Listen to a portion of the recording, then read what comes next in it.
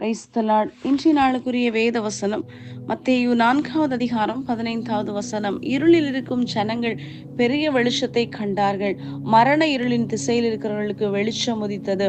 அன்புக்குரியவர்களே, இந்த அருமையான காலவேளையிலும் அருமைநாதர் இயேசு கிறிஸ்துவின் இனிய நாமத்தில் உங்களை வாழ்த்துகிறேன். கர்த்தர் தந்த அருமையான வசனத்திற்காக நன்றி செலுத்துவோம். பாருங்கள், இருளில் இருக்கும் ஜனங்கள் பெரிய வெளிச்சத்தை கண்டார்கள். இந்த உலகம் இருளுக்கும் மரண பீதிக்கும் அடிமையாக்கப்பட்டிருந்த அடிமைத்தனத்திலிருந்தே அடிமைத்தனத்தில் வாழ்ந்து கொண்டிருந்தார்கள் ஜனங்கள்.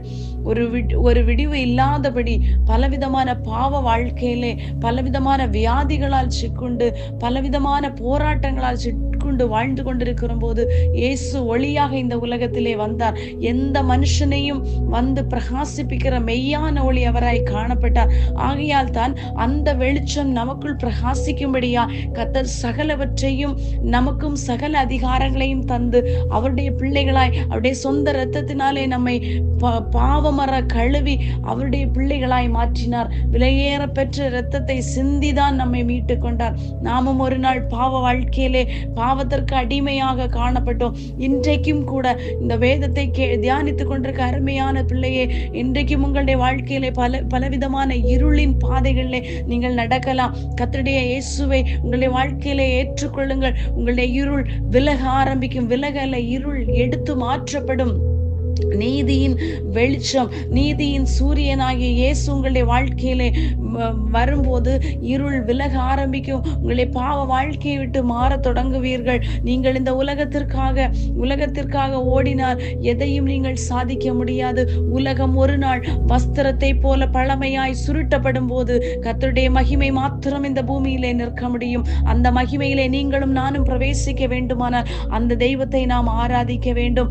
ஆகையால் தான் அவர் உலகத்திற்கு ஒளியாய் இருந்தது போல நம்மளும் உலகத்திற்கு வெளிச்சமாய் இருக்க வேண்டும். ஆகையால் தான் 5வது வசனத்திலே சொல்லப்பட்டிருக்கிறது, நீங்கள் உலகத்திற்கு வெளிச்சமாய் இருக்கிறீர்கள்.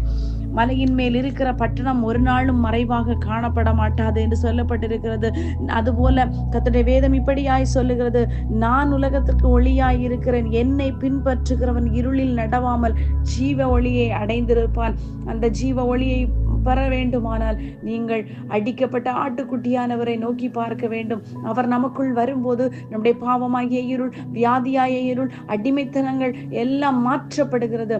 இன்றைக்கு அந்த வெளிச்சத்தை இந்த உலகத்தில் நாம் மற்றவர்களுக்குள் நாம் விதைப்போம். ஒரு மலை மேல் இருக்கிற பட்டணமாய் நாம் காணப்படுவோம். அவருடைய வருகைக்காய் அவருடைய மகிமையை சுதந்திரிக்கிறவர்களாய் மாறுவோம். பரலோகத்தின் பங்காளிகளாய் மாறுவோம். கர்த்தர் தாமே உங்களை ஆசீர்வதிப்பாராக. ஆமென்.